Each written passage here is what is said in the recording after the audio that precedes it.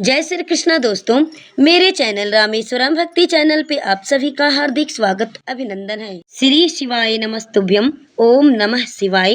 हर हर महादेव।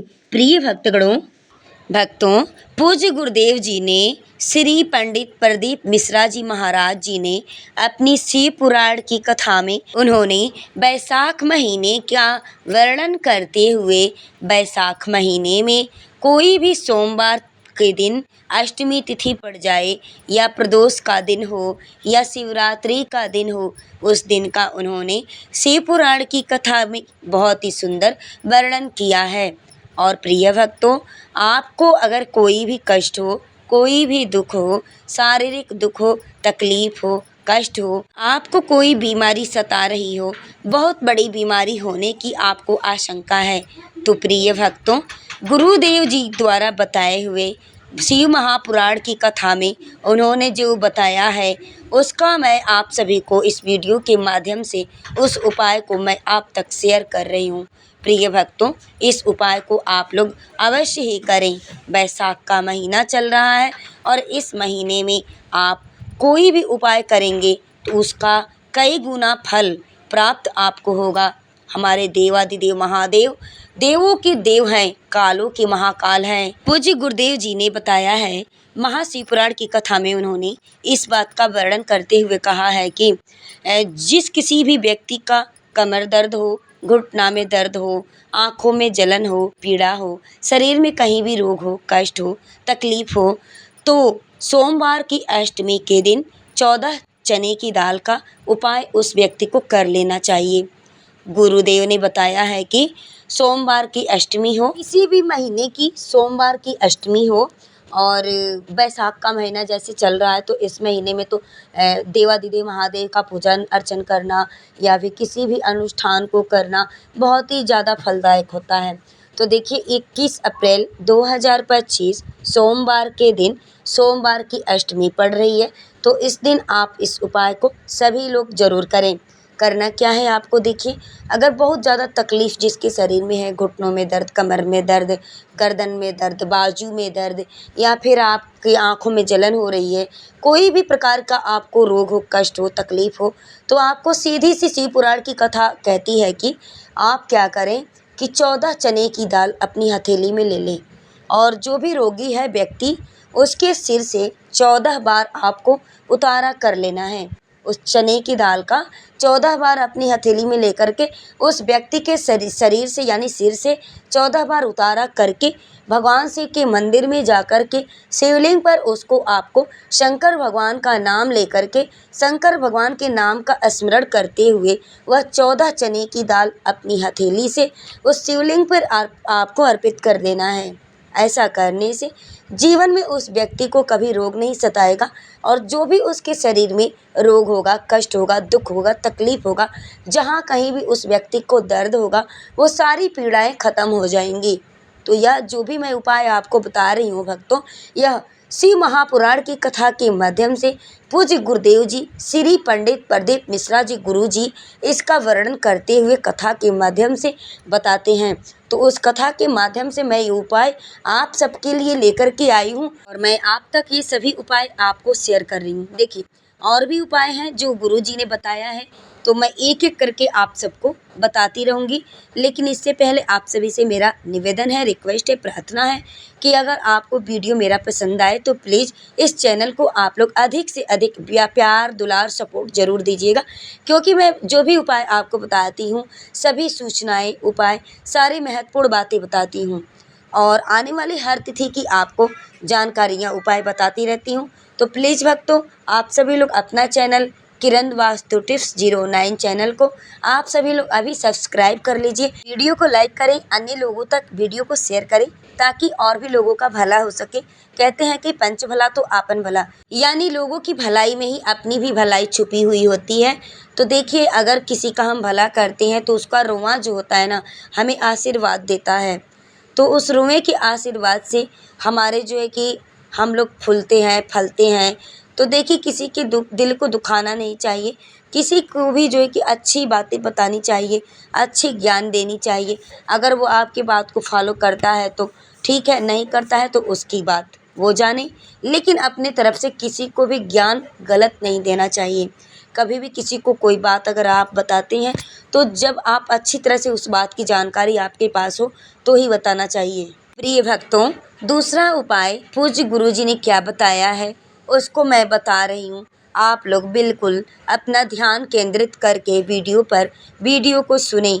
बिल्कुल वीडियो को बीच में स्किप ना करके देखें, ना वीडियो को भगा के देखें और ना ही भक्तों वीडियो को बीच में आप लोग काट के देखें, क्योंकि मैं आपको महत्वपूर्ण बातें सभी बता रही हूँ कि कैसे क्या करना है। शिव पुराण की सभी महत्वपूर्ण बातें हैं। तो प्रिय भक्तों, प्रिय मित्रों, प्रिय दोस्तों, वीडियो में आप लोग ध्यान से ज़रूर सुनिएगा। देखिए, दूसरा उपाय गुरुजी ने क्या बताया है कि प्रयास करना आप लोग कि बैसाख के महीने में मिट्टी के पात्र में रात्रि भर जल भर कर आप रख देना। और आपके पास जो भी मिट्टी का बर्तन हो, मटका हो, हंडा हो, कुल्हड़ हो या फिर दिया हो, जो भी मिट्टी का आपके पास पात्र हो, बर्तन हो, उसमें रात्रि भर आप बैसाख के महीने में जल भर के रख देना। और बैसाख के महीने में कोई भी सोमवार पड़ जाए या फिर सोमवार की अष्टमी पड़ जाए या फिर आपका प्रदोष पड़ जाए या शिवरात्रि पड़ जाए, यानी बैसाख के महीने में मिट्टी के पात्र में रात्रि भर जल भर कर आप रख दें। और सोमवार के दिन, बैसाख के महीने में कोई भी सोमवार पड़ जाए, प्रदोष का दिन पड़ जाए, शिवरात्रि का दिन पड़ जाए, उस जल के पात्र को अपने घर के सभी व्यक्ति का हाथ स्पर्श करा करके और उस जल को तांबे के पात्र में आपको पलट करके भगवान शिव के शिवलिंग पर कुंदकेश्वर महादेव का नाम लेकर के उस जल को समर्पित कर दें। अगर आप ऐसा करते हैं तो आपको पीछे पलटकर देखने की ज़रूरत नहीं पड़ेगी। ज़िंदगी में आप पीछे पलट के कभी देखेंगे नहीं। आप इतनी उन्नति के मार्ग पर बढ़ते जाएंगे, आपके घर में धन दौलत, रुपए पैसे, लक्ष्मी की इतनी प्राप्ति होगी कि आपको पीछे पलट के देखने की बिल्कुल ज़रूरत ही नहीं पड़ेगी। देवाधिदेव महादेव की इतनी कृपा आप पे बरसेगी कि आप इतने धनवान बन जाएंगे, आपकी हर समस्या दूर हो जाएगी, आपके हर संकट कष्ट दूर हो जाएंगे।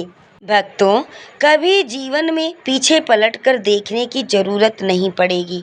आप उन्नति की सीढ़ी की ओर बढ़ते चले जाओगे। बैसाख महीने में मिट्टी के पात्र का जल भगवान शंकर को समर्पित करने से जीवन में शीतलता आती है और जीवन उन्नति की सीढ़ियों पे बढ़ने लगता है। भक्तों, कभी अगर आपके जीवन में अगर कभी आपको ऐसा लगे कि रोग बड़ा भारी हो चुका है और बहुत भारी रोग मुझे घेरता जा रहा है, या डॉक्टर को दिखाने जा रहे हो, तुम्हें ऐसा लग रहा है कि डॉक्टर कोई बड़ी बीमारी बताएगा, तो उस समय पर शीतला आरती का प्रयोग करें। शीतला आरती का गायन करें। एक पुष्प हाथ की हथेली में रख लीजिए, एक पुष्प हाथ की हथेली में रख लीजिए। और यहाँ तक शास्त्र कहता है कि अगर हो सके तो आंकड़े का अगर पुष्प मिल जाए, यानी जिसको मदार का फूल हम लोग बोलते हैं, अगर वह मिल जाए, जिसको कई जगहों पे नामों से लोग जानते हैं, जैसे कि कई जगहों पे लोग उसको मदार का फूल बोलते हैं, आंकड़े का फूल बोलते हैं, अकौआ का फूल बोलते हैं, जो शंकर भगवान पर चढ़ता है, छोटा सा होता है, मैं वीडियो में आपको दिखा भी रही हूँ। यही फूल है, घुंघरू जैसा होता है, जिसको आँख का भी फूल बोलते हैं, जो कि अगर आपको यह फूल मिल जाए तो ज़्यादा अच्छा रहेगा। अब उसमें चाहे सफ़ेद हो, चाहे नीला हो, चाहे गुलाबी हो, जैसा भी हो, हाथ में रखने के बाद हाथ में 1 लोटा जल भगवान शंकर के शिवालय में जब आप प्रवेश करें और प्रवेश करते समय भगवान के सम्मुख में, जब भगवान शंकर के साक्षी में जब आप पहुँचे, आपके सामने पूजन में कोई भी सामग्री नहीं है, आपके पास में कोई दिया नहीं है, कोई बाती नहीं है, कोई भी पूजा की सामग्री आपके पास नहीं है। मानिए आपके पास दिया नहीं है, बाती नहीं है, तेल नहीं है, मंदिर में गए हैं, चंदन नहीं है, यानी पूजा करने का कोई भी सामग्री आपके पास नहीं है, केवल एक आँख का पुष्प यानी आंकड़े का पुष्प है और 1 लोटा जल है आपके पास में। तो आप क्या करें, शिवालय में पहुँचकर शीतल आरती का प्रयोग करें 11 बार भगवान शंकर के 11 रुद्रों का नाम का स्मरण कर कर जब 11 बार शंकर के शिवलिंग के ऊपर से नीचे की तरफ घुमा करके कलश को आप क्या करें, घुमाने के बाद वो आग यानी जो पुष्प रहेगा आपके हाथ में मदार का, उस पुष्प को अशोक सुंदरी वाली जगह पर समर्पित आपको कर देना है। भगवान शंकर को जल चढ़ाया जाता है। जो जल समर्पित किया जाता है, डॉक्टर भले आपसे कह रहा हो कि तुम्हें बड़ी बीमारी है, आप बचोगे नहीं, चांस नहीं है, आप जाकर एक बार यह उपाय ज़रूर करके आप देखना, यह उपाय चेक करके आप देखना, बड़ी बीमारी निकलेगी ही नहीं उस रोग से, तो आपको मुक्ति ही मिलेगी। अगर आपके भय मतलब मन में भय लगता है, शंका लगता है, मैं तो डॉक्टर के पास जा रही हूँ, मैं तो डॉक्टर के पास जा रहा हूँ, बहुत बड़ी बीमारी निकलेगी, बहुत बड़ी अल्ट्रासाउंड में बीमारी आएगी। आप अगर यह उपाय करके जाएंगे ना, आप डॉक्टर के पास देखना, आप अल्ट्रासाउंड कराना या फिर आप एक्सरे करा कर देखना, उसमें कोई भी बीमारी आपको बड़ी आ ही नहीं सकती है। लेकिन यह उपाय मैं जिस तरह से आपको बता रही हूँ, उसी प्रकार से आपको बिल्कुल करना है। इसको शीतला आरती का प्रयोग किया गया है। ये शीतला आरती है। इसको शीतला आरती कहा जाता है। शिव की प्राप्ति का एक रोग से मुक्त होने का। अब आपसे कोई कहे कि ये शीतला आरती का प्रयोग सबसे पहले किसने करा, तो आपको ध्यान लगाना है। इस प्रयोग को सोमनाथ जी की कथा का स्मरण करिएगा, सोमेश्वर की कथा का स्मरण करिएगा। आप स्कंद पुराण में, शिव पुराण में सोमनाथ जी की कथा का स्मरण करिएगा, सोमनाथ जी की कथा को आप पढ़िएगा। उसमें जो है कि चंद्रदेव को काया का रोग हो गया था। रोग इतना भारी था, चंद्रदेव को समझ में नहीं आ पा रहा था मैं करूं क्या। जब देव ऋषि नारद के पास चंद्रदेव पहुँच के गए, तो नारद जी ने कहा कि एक पार्थिव शिवलिंग का आप निर्माण करो और बालू के शिवलिंग का निर्माण करो और समुद्र का ही जल भगवान शंकर को उनके आनंद से आरती कर उनको चढ़ाने का प्रयास करो। और शिव ने ऐसी कृपा कर दी कि चंद्रदेव के पास आकर भगवान शंकर ने कह दिया, चंद्र मैं तुझे वर देता हूँ, तेरा काया का रोग समाप्त होगा। ये मेरा वर है, वरदान है, क्योंकि तूने मेरी शीतला आरती का प्रयोग किया। चंद्रदेव, तुमने शीतला आरती का उपाय किया। हे चंद्रदेव, अब मैं आपको इस काया रोग से सदैव के लिए मुक्त करता हूँ।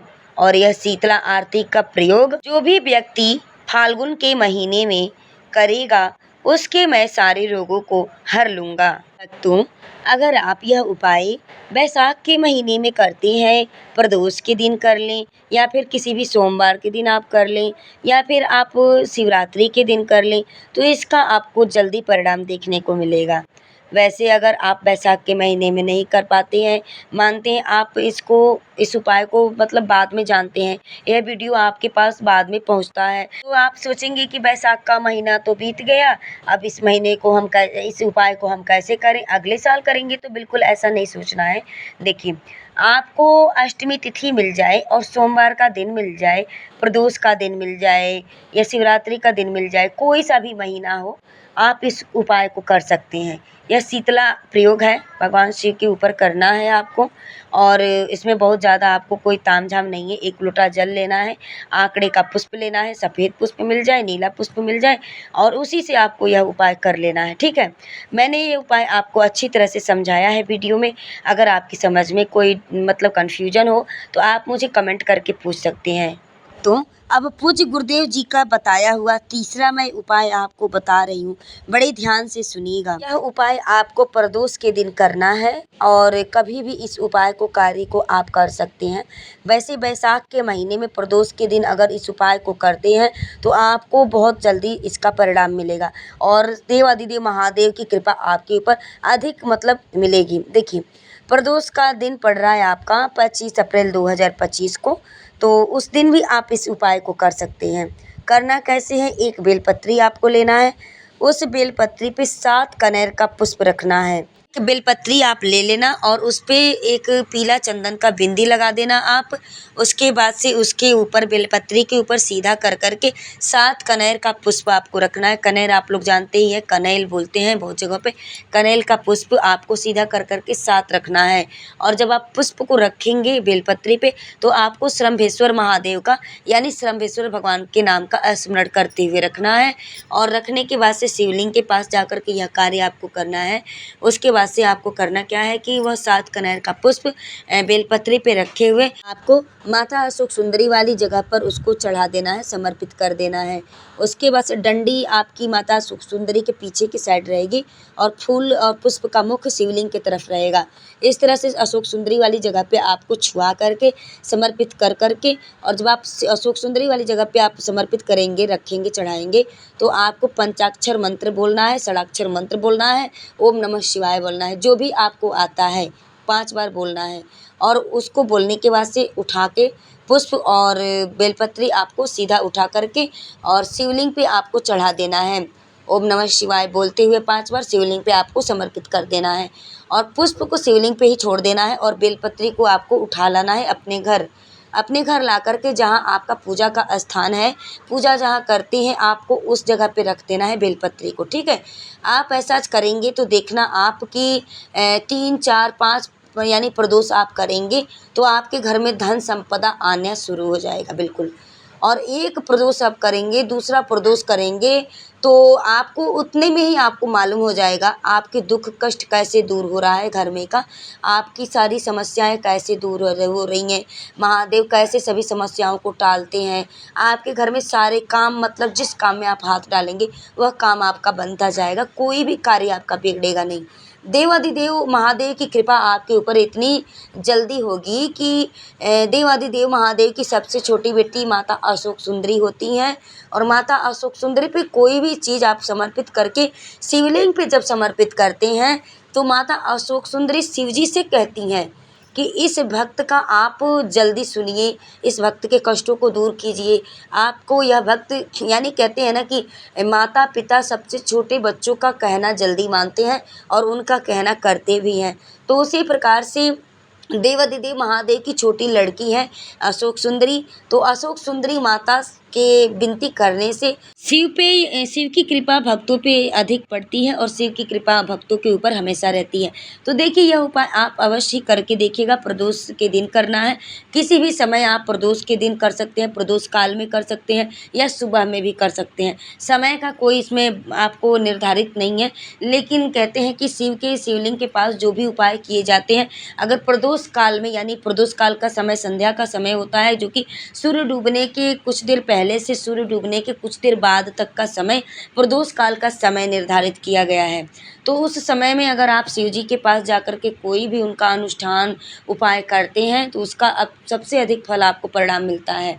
तो देखिए यह कार्य आप लोग करके देखिए, करने में कुछ जाता नहीं है। लाखों दवाइयाँ हम करा लेते हैं, लाखों रुपए डॉक्टर को देकर आ जाते हैं, और ये छोटे छोटे उपाय थोड़ा कर लेंगे तो हो सकती है कि महादेव की कृपा हम पे पड़ जाए, महादेव की दृष्टि हम पे पड़ जाए। तो महादेव देवों के देव हैं, कालों के महाकाल है, हर एक काल को हरने वाले हैं, हर एक कष्ट को दूर करने वाले हैं। तो देखिए इस कार्य को सभी भक्तों से मेरा निवेदन है कि जरूर करके आप लोग देखें। शिव पुराण के द्वारा बताए हुए सारे ये उपाय हैं और इस उपाय को आप लोग बिल्कुल नज़रअंदाज अनदेखा न करें, करके देखें। क्योंकि हमारे सनातनी धर्म में शास्त्रों में हम लोगों का आस्था होता है, शास्त्रों में हम लोगों का विश्वास होता है। तो भक्तों, शिव पुराण के माध्यम से जितने भी उपाय श्री पंडित प्रदीप मिश्रा जी गुरु जी बताते हैं, उन्हें कई भक्त करते भी हैं, लाखों भक्तों को उससे फ़ायदा भी हुआ है और करते भी हैं। कहते हैं कि दवा के साथ साथ किसी की दुआ की भी आवश्यकता पड़ती है। तो प्लीज़ भक्तों, आप सबसे मेरा छोटा सा निवेदन रिक्वेस्ट है कि अगर वीडियो पसंद आई हो तो प्लीज़ इस चैनल को आप लोग आगे लेकर के जाइए, चैनल को अधिक से अधिक दुलार प्यार सपोर्ट अपना दीजिए और बेल नोटिफिकेशन को ज़रूर ऑन कर लीजिएगा, बेल की घंटी को आप दबा लीजिएगा ताकि आने वाली हमारी हर प्रकार की ज्ञानवर्धक वीडियो आप तक बिल्कुल आसानी से जा सके। वीडियो में लास्ट तक बने रहने के लिए आप सभी को मेरे तरफ से दिल से बहुत बहुत धन्यवाद।